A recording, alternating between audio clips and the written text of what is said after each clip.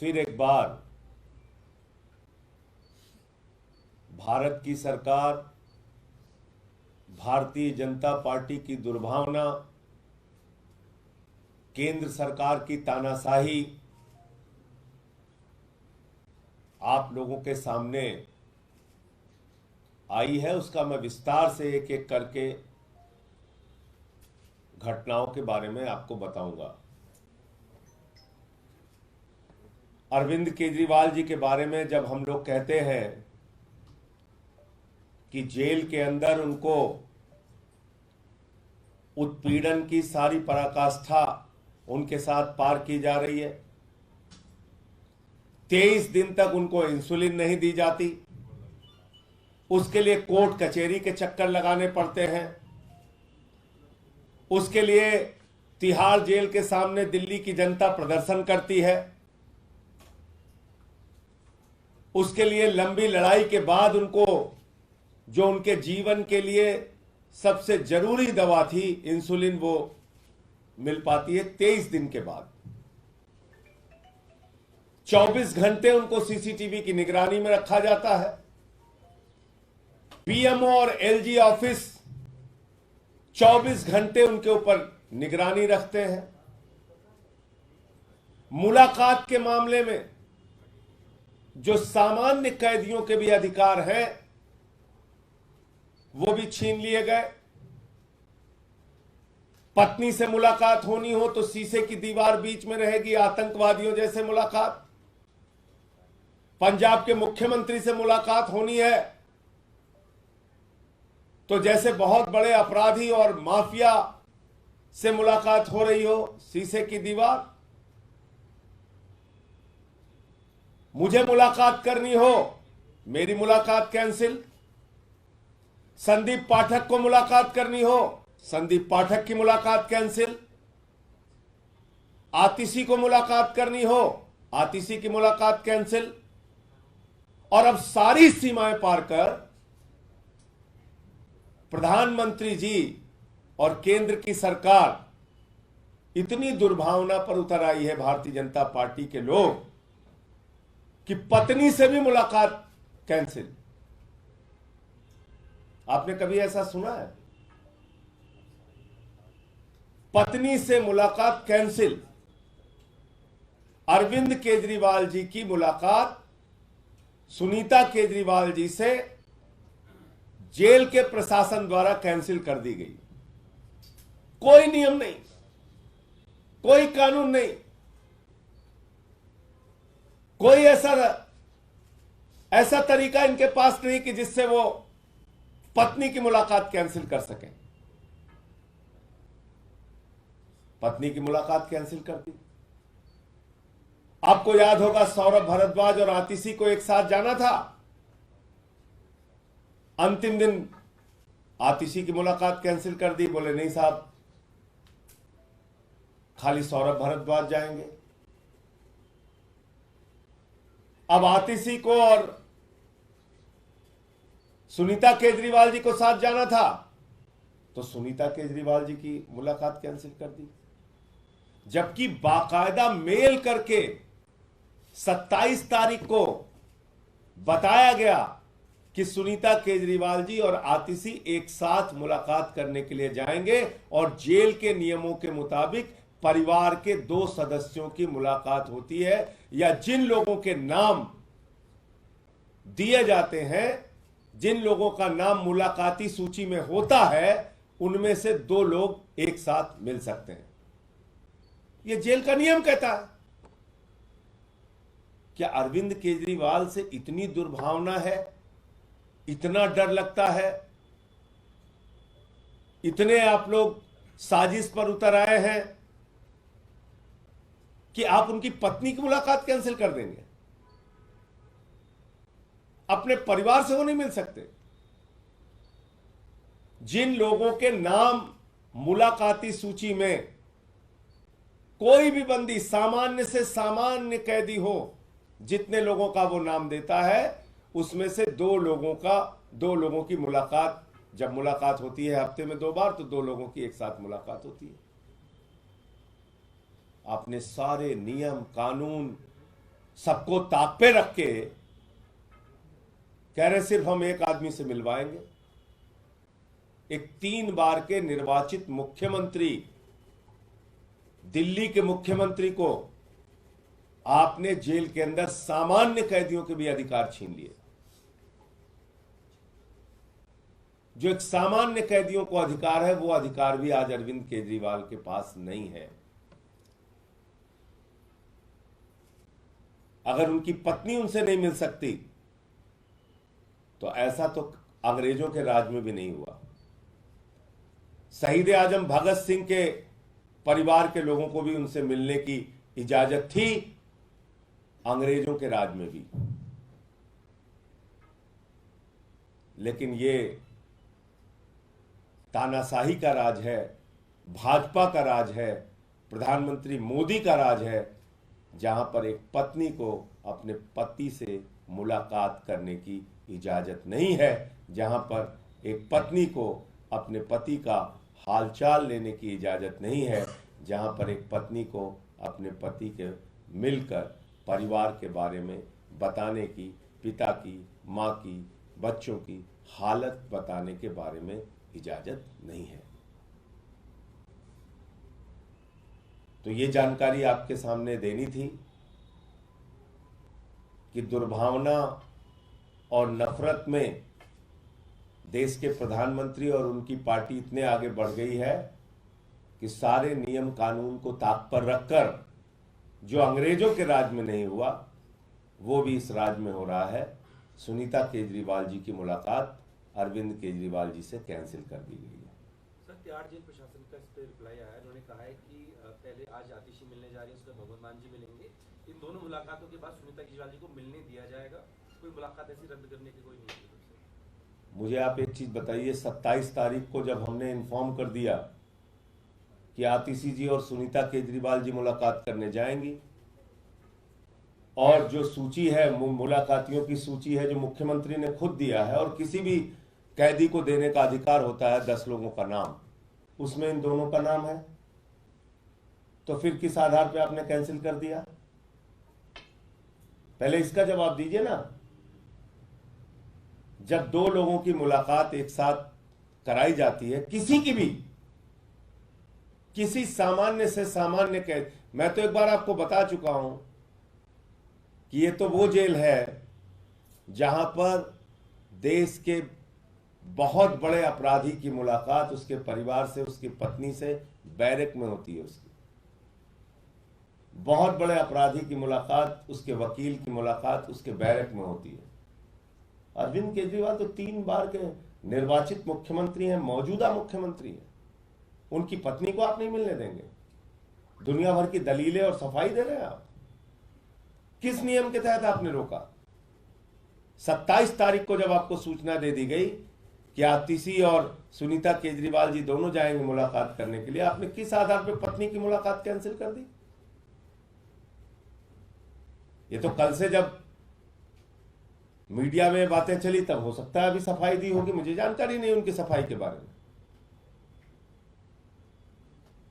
इसलिए जब हम लोग कहते हैं, और किस प्रकार की घटनाएं हुई हैं पिछले दिनों जेल के अंदर, कहीं हत्या हो रही है, कहीं मारपीट हो रही है, कहीं सर फोड़े जा रहे हैं, और आप ऐसे में परिवार से भी नहीं मिलने दे रहे हैं।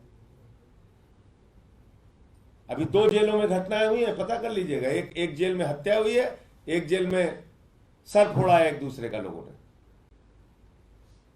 पता कर लीजिएगा। तो आज जेल में अरविंद केजरीवाल के जीवन को खतरा है, ये बार बार हम लोग कह रहे हैं, बार बार।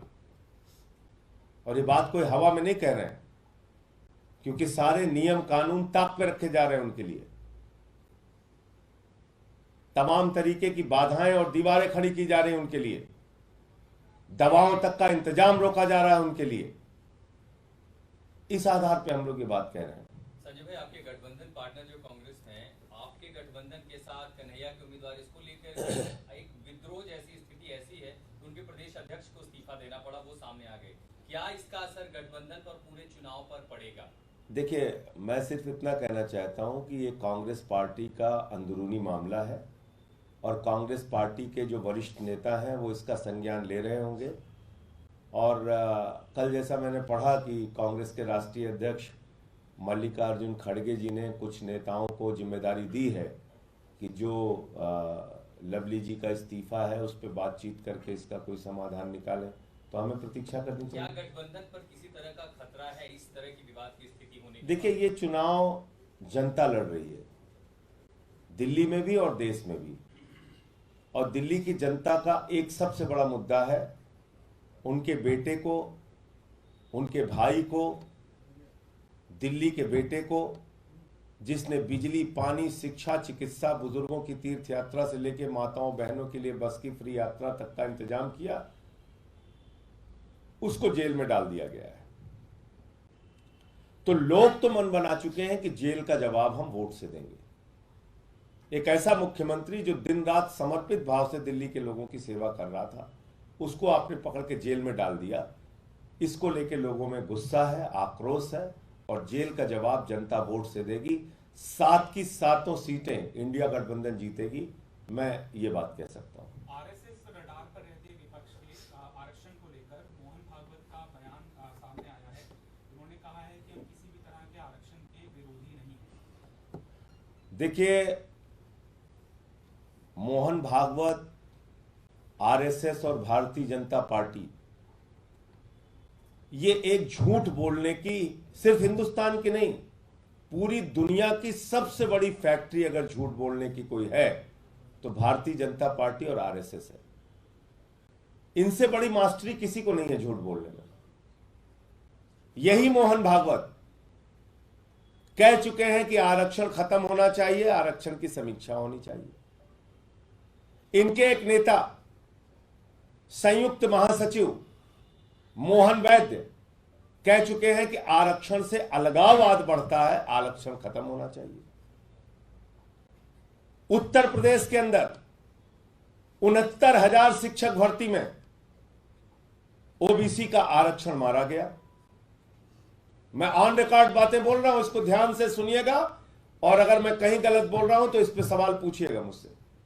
पूरे देश के विश्वविद्यालयों में, दिल्ली विश्वविद्यालय सहित पूरे देश के विश्वविद्यालयों में आरक्षण चुन चुन के खत्म किया गया।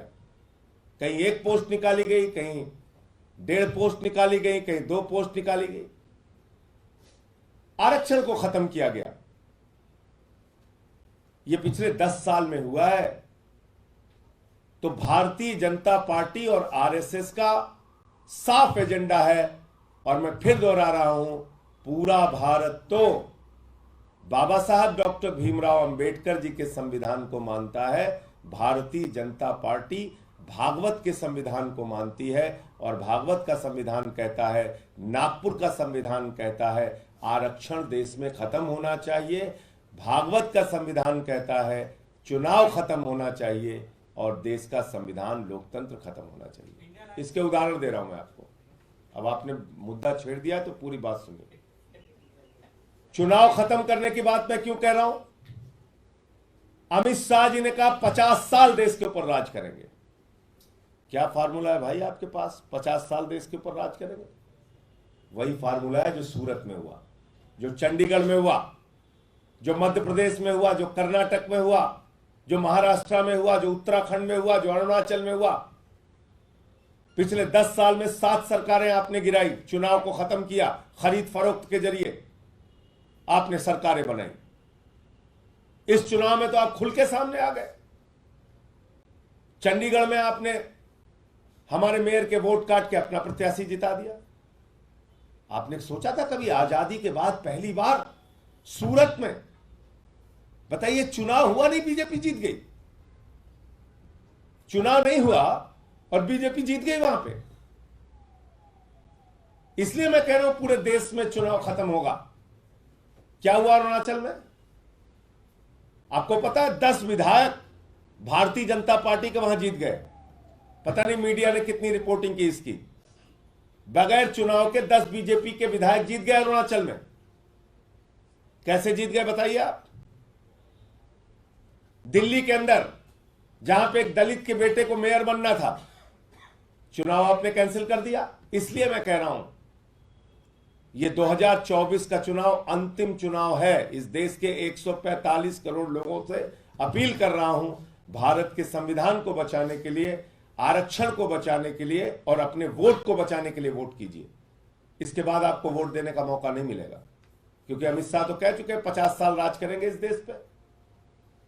और आरक्षण के विरोध में तो हमेशा से भाजपा रही है। याद होगा आपको, वीपी सिंह जी का मंडल आया था तो कमंडल लेके निकल पड़े थे। उस समय विरोध किया था इन्होंने, खुलेआम विरोध किया था। तो ये तो आरक्षण के विरोधी लोग हैं, इनका जन्म हुआ आरक्षण के विरोध में। कितने कैबिनेट सेक्रेटरी बताइए देश में SC ST हैं? कितने joint secretary ST SC OBC हैं? बताइए ना। तो इसलिए मैं कहना चाहता हूं कि भारतीय जनता पार्टी और RSS झूठ बोलने की फैक्ट्री है। वो सफाई क्यों दे रहे हैं? क्योंकि चुनाव में हमने ये मुद्दा उठाया, इनकी चोरी पकड़ ली, और चोरी ऐसे नहीं प्रमाण के सहित पकड़ी। तो इसलिए इस देश के दलितों को, पिछड़ों को, शोषितों को, वंचितों को, आदिवासियों को, सबको एकजुट होकर इनको इस बार हराना है और अपने आरक्षण को, संविधान को और भारत के लोकतंत्र को, चुनाव को बचाना है। विवादित बयान आपने भी दिया है। कल ही आप भावनगर में थे और आप पाकिस्तान का जिक्र कर रहे हैं चुनाव में। मैं थोड़ी जिक्र कर रहा हूं, मैं तो कह रहा हूं जितना नाम पाकिस्तान वाले पाकिस्तान का नहीं लेते, उससे ज्यादा नाम भाजपा ही लेते हैं। भाई 10 साल हो गया तुम्हें राज करते हुए इस देश के ऊपर, अपना रिपोर्ट कार्ड दो ना। आप बिजली पे बताओ, पानी पे बताओ, रोजगार पे बताओ, महंगाई पे बताओ, किसानी पे बताओ, पक्के मकान पे बताओ, काला धन पे बताओ, क्या किया तुमने 10 साल में। तो मैंने ये कहा कि अगर हम लोगों को तो डर नहीं लगता पाकिस्तान से,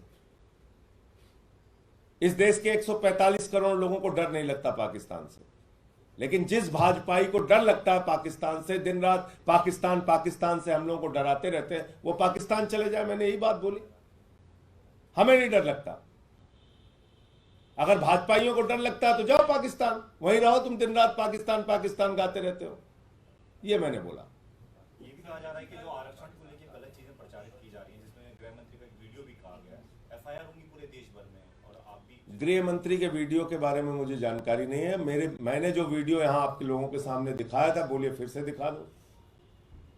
मोहन भागवत ने क्या कहा है, मोहन वैद्य ने क्या कहा है, क्या कहा, क्या हुआ उत्तर प्रदेश में 69,000 शिक्षक भर्ती में, क्या हुआ देश के विश्वविद्यालयों में, आप बोलिए उसका आंकड़ा जो मैं आपके सामने रख सकता हूं, प्रमाण के सहित रख देता हूं। पूछ लीजिए कितने cabinet secretary ST SC OBC हैं, पूछ लीजिए कितने joint secretary ST SC OBC हैं, तमाम सत्ता प्रतिष्ठानों पे आपने किसको बिठा रखा है। तो इसलिए मैं फिर दोहरा रहा हूं, भारतीय जनता पार्टी और RSS झूठ बोलने की फैक्ट्री है। इनकी बातों पे यकीन मत कीजिए। आज वो सफाई सिर्फ इसलिए दे रहे हैं कि चुनाव है और हमने उनकी चोरी पकड़ ली है। 100% संविधान खत्म करेंगे, चुनाव खत्म करेंगे, आरक्षण खत्म करेंगे, 100%। सूरत हो गया, अरुणाचल हो गया, चंडीगढ़ हो गया, 6-7 राज्यों में सरकारें गिरा दी, तो साफ है चुनाव खत्म करना है इनको। अमित शाह तो कह ही रहे हैं कि 50 साल राज करेंगे इस देश पे। धन्यवाद। अक्सर संजय जी आरोप लगते हैं कि सत्तारूढ़ दल पाकिस्तान की एंट्री कराता है। इस बार ऐसा लग रहा है विपक्ष पाकिस्तान के चुनाव में सत्तारूढ़ दल ही एंट्री कराता है, सत्तारूढ़ दल ही एंट्री कराता है। बार बार वो लोग हिंदुस्तान पाकिस्तान करते हैं चुनाव में, सबकी एंट्री कराते हैं, वो मुद्दों की एंट्री नहीं कराते। बस इस बार हम मुद्दों की एंट्री करा रहे हैं। हमें नहीं सुनना है सब बकवास, हमको मुद्दों की बात करनी है। एजुकेशन पे, हेल्थ पे, बिजली पे, पानी पे, बेरोजगारी के सवाल पे, महंगाई के सवाल पे, इस पे बात करो। संजय जी, लवली कांग्रेस का अंदरूनी मामला हो सकता है, लेकिन उन्होंने इस्तीफा दिया, उसमें कारण पूरी तरीके से आम आदमी पार्टी को बताया, आपकी नीतियों पर सवाल उठाया, प्रोपेगेंडा बताया है और कहा कि सीधा निश्चित के समय में जो इस्तीफा दी उससे वर्ष अभी कंडीशन है। नहीं, ये आम आदमी पार्टी से तालमेल, देखिए मैं कोई झूठी बात नहीं करूंगा, और जिस आदमी की जो अच्छाई बुराई होती है उसको मानना चाहिए कैमरे के सामने भी। मैं जिम्मेदारी से कह रहा हूं, आम आदमी पार्टी से समझौता कराने में लवली जी की बहुत महत्वपूर्ण भूमिका रही है। अब किस कारण से अभी वो बोल रहे हैं मैं नहीं जानता, तो इसका श्रेय उनको भी जाता है। मैं तो उनको धन्यवाद दूंगा कि इंडिया गठबंधन को यहां पर बनाने में उनकी महत्वपूर्ण भूमिका रही है, और मैं उनको इस बात के लिए भी धन्यवाद दूंगा कि मुख्यमंत्री की जब गिरफ्तारी हुई थी सबसे पहले पहुंचने वाले नेताओं में वो थे। अब वो किस कारण से बात बोल रहे हैं वो तो वही बता सकते हैं।